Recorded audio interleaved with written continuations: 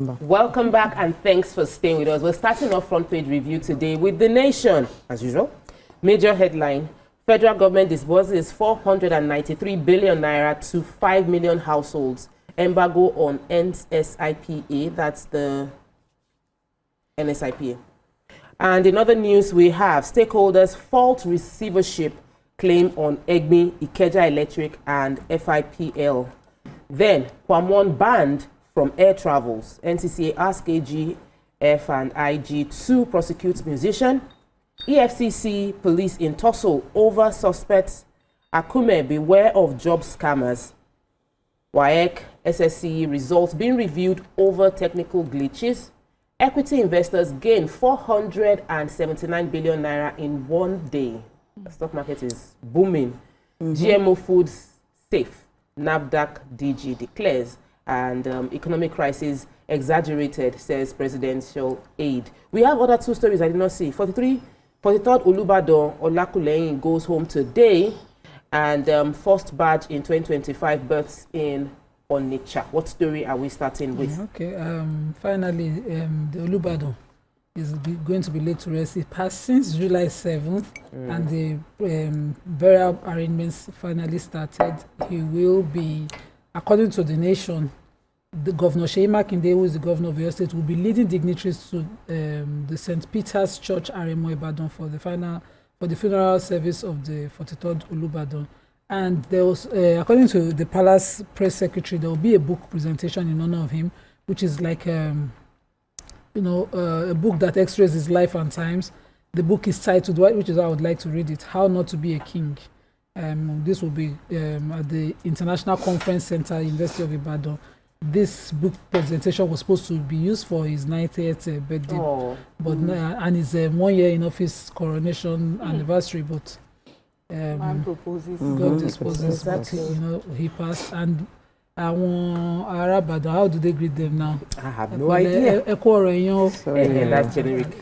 Well, okay, so I have the story. Okay, are you done? Okay, so I have the story from NAFDAC about the GMO story. So the Director General of NAFDAC, that's Professor Mojisola, has assured Nigerians that genetically modified organisms, that's GMOs, in food are not harmful to human health if appropriate safety protection protocols are followed. She advised that clear, proper labeling of the GMO food products must be done to ensure that consumers are fully aware of what they are buying and eating. She also said that we should ensure that these foods meet safety and quality standards. She said that we have a memorandum of understanding with the NBMA. Without their certification and clearance, NAFDAC will not approve any genetically modified product for the Nigerian market. So we should all take note of this. And I even saw somewhere on Twitter where Aproko doctor and one Dr. Vivo, she was against it, like its GMO foods are not safe. Why he is saying that? No, he is saying that it's not safe, and she's saying that it's safe thereabout. I can't remember, but yeah. So medically, it's really, like it, but it's a hot topic that we should bring experts to discuss. I'm very, very interested in us delving deeper. But officially, NAFDAC has said it is safe for consumption. It will not kill you. But other things that are happening. Okay, so but she said you should always read the labels when you go to buy products. Read the label so that you know the one that is produced with GMO. About is it the tomato that is GMO produced or sweet corn? Please, Amaka, take the story. Ibokwenu. It's a jubilation galore at the Onitsha port, Anambra State, on Monday when the first batch betted at the port, the Alaska. Congratulations! Drum roll! Are you not from Onitsha? I'm from Onitsha. Now that I say drum roll. But we have small problems, Sha. Please, we don't want small problem that we have is that there's a seasonal stopgap because we need because of they can only be operational during certain season when the water is high. So we are pleading for the government to ensure that there's continual dredging to enable this happen. But this is great it's going to bring a lot of economic growth in the states. We're happy, we're excited, but then we don't want this to not to be operational 365 days in a year. We want, because during December and July, there's always an issue. And it is not because of lack of operational, not lack of any port operations or anything, just because of this the lack of dredging. So please, government, help us so we can enjoy this that has come to our state. Exactly. Thank you, everybody. It will make the people of the Aba people get their products cheaper than having to be using transport on the road from Congest all the ports. time. Congest on that port. Yes, This is very good. Congratulations to us, Yes. to me and mine. Thank you. Congratulations to you and yours. Nigeria. Let me take the major headline. Does anybody have it? No. Okay. So the federal government has disbursed 493 billion naira to 5 million households. Said that this will be covering 75 million people in total. Like 5 million families, 75 million households have received the money through the rapid response register. So these are registered people on, we have a social register, and it is the social register that they are using. It is to tackle multidimensional poverty in Nigeria, and the statement was given by the Minister of State for Humanitarian Affairs and Poverty Reduction, Yusuf Tanko Sununu. And he said it yesterday that though it didn't indicate the specific period with which this money was disbursed, he said, but over 500 billion captured under the service-wide vote of the National and Social Investment Program. They said they've covered 65% of vulnerable and poor people in the country. I know that we can't get phone calls from poor and vulnerable people to tell us they've gotten the money, but I think that if they've actually targeted people who really need it, then thumbs up to them, and we wish congratulations to those that are getting the much needed support. We'll take a quick break now. When we return, we'll continue with front page review. Please stay with us. We'll be right back. Stay tuned. Your View will be right back. Welcome back, and thanks for staying with us. We're still reviewing the front pages of the papers. We're moving on to Vanguard. Major headline: heavy floods to hit 198 local governments in 31 states. Federal government warns more than 832 communities will be at risk. Value jet drama: federal government slams 8 months no-flight ban on Kwamwan. WAEC apologizes over technical glitches in WASI 2025 results. I was removed as governor for refusing to make Uba my deputy. That was from Ngige. Vanguard's health outreach revives hope for newspaper vendors. Nigeria may break up before 2027 if ... That's from Nwodo. Telecoms blackout looms as base station operators, diesel suppliers battle. 2027 not swayed by one-term pledge. That's from ACF. FX forward contracts. CBN reviews legal actions against defaulters. All right, what story are we taking first? Let me take the major headline. See the way I started it as if it's a good story. It's not. It's a warning. I've been taking this story, continuously, and I think it's important. It's about the floods, and the Nigeria Hydrological Services Agency (NISA) has warned that heavy flooding will hit 198 local government areas in 31 states and the Federal Capital Territory, starting August 7th until the 21st. As we know, in Lagos State already, Ikorodu residents have been affected by this flood. There was a downpour on Monday, marathon. It was just, and the pictures and videos we've seen on social media, really scary. And they're saying that necessary measures are being put in place to effectively manage flash floods and modalities for humanitarian intervention. But going back to NISA and the warning is given, is categorized flood risk levels as very high, high and moderate, depending on local topography and rainfall intensity. All the states that will be affected have been named, but for time I won't take them. 832 communities have also been named that will be threatened. So they're saying, please adhere to early warning directives. That's for people that live in these areas. Cooperate with emergency response agencies.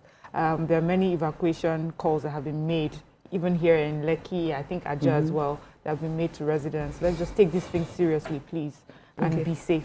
I made a mistake when I was reading the headlines concerning the Value Jet airline drama. I mentioned 8 instead of 6. Actually, the no-fly ban on Kwamwan is for 6 months. But concerning the flooding challenge, during one of the programs I did, they mentioned that text messages. So sometimes we assume that people read papers or follow the news. There's some people in flood-prone area now They are that not they are aware. not aware. Local They know government- their areas are flood-prone, but They're not aware of the warnings. warnings or how Yeah. severe it's going to be. So that's text why we have messages. local look- government. There's also Yes. denial.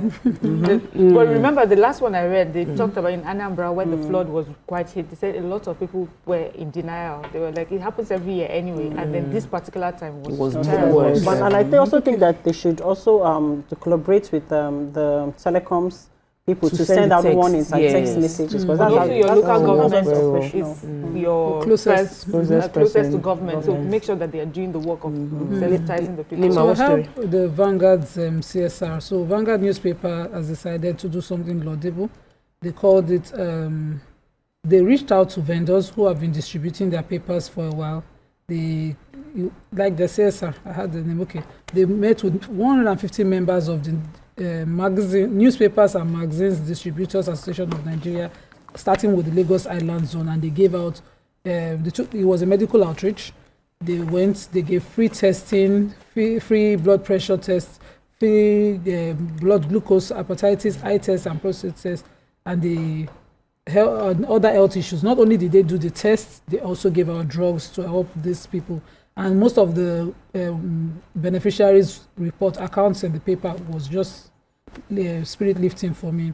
One Godwin Akpan says, no media house has ever done this. So many of the vendors here, they have not been to hospital, yet they brought the hospital to us. One of them, Musiba Odeyede, says he's been in business since 1986. And this is the first time he's seen something like this. He's very happy. And, a lot of them, a female also gave an account of how this has been helpful. I just felt that this was something to highlight because most of the vendors, when you do drive by them, they're outside. Vanguard also gave them kits like umbrellas and raincoats to help their businesses and make sure that they stay in business. It's important, and I really think they should be commended. All right. So, today is me and Anambra people. So, former governor of Anambra State, Senator Chris Ngige, has said his removal from office in 2006 was rooted in his refusal to appoint a prominent political figure and power broker in the state, Chris Ngige, as his deputy governor. No, His- Umba. Is it not Ngige? sorry, Chris Uba as deputy governor. They are both Chris. Yes, Chris. Yeah, Yeah. they are both Chris. Yeah. So he gave the reason behind this decision because he said that the people said that during his tenure that he employed bad boys when he was a governor, but that the reason why this happened is that he cannot employ people that threaten to kill him, people that burnt down governor's office, House of Assembly, even went on AIT to say that if they see him, that they will buy him. So that it will not make sense for him to now choose him as the deputy governor when automatically he gains the status, he gains immunity, and then the person can walk into his office and shoot him dead and nothing would happen. So that he just believes that as he wasn't called back, that it was divinely orchestrated, and he takes it in good faith, and that it is what it is, that he is happy with the decision he made. I wonder why they're bringing this up again, but that he's still an APC member, just that he went on sabbatical. He's been well rewarded, 8 years a minister. That he's on sabbatical, but that he's still a strong APC member.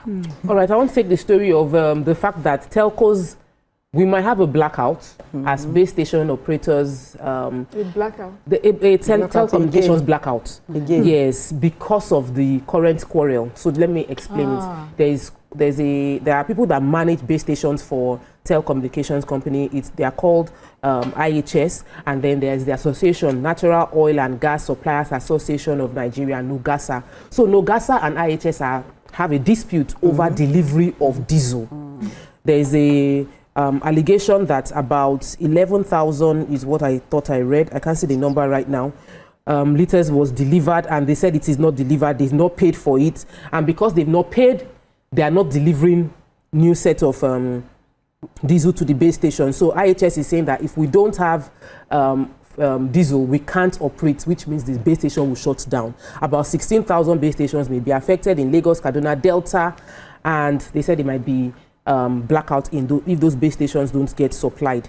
Alton, which is the Association of Telecom Operators covering MTN, Airtel, 9Mobile and Glo, have issued their own statement that they are being blackmailed by Nupeng and Nugasa, that this is also it can constitute a national threat, because if the base station shuts down, it will affect hospitals, schools, businesses. They said it will affect many institutions, public sector as well as private sector. So it's not just about them.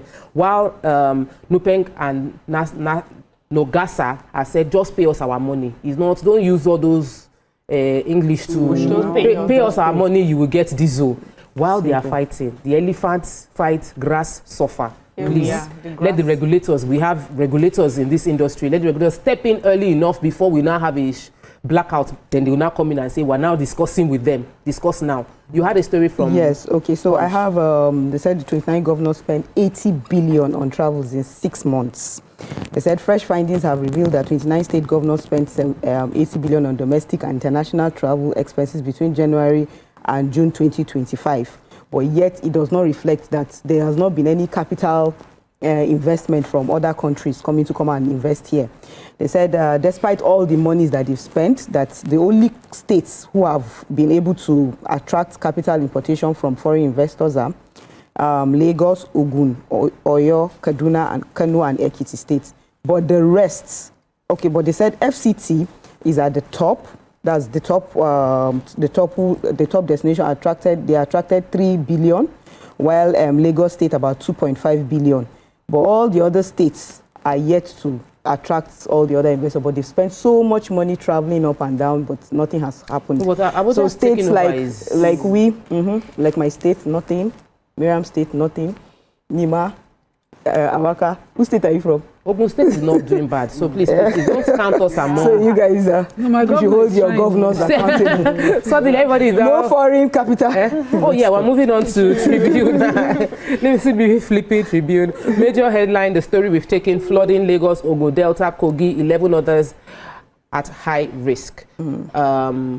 In other news, federal government to disburse 300,000 naira to 21,000 farmers, as they have also disbursed 493 billion naira to 5 million households. I've taken that part, but then I think somebody else will take the 300 to farmers. Mounting deficits raise concern over banks takeover as Ikeja Electric reports 25 billion naira pre-tax loss.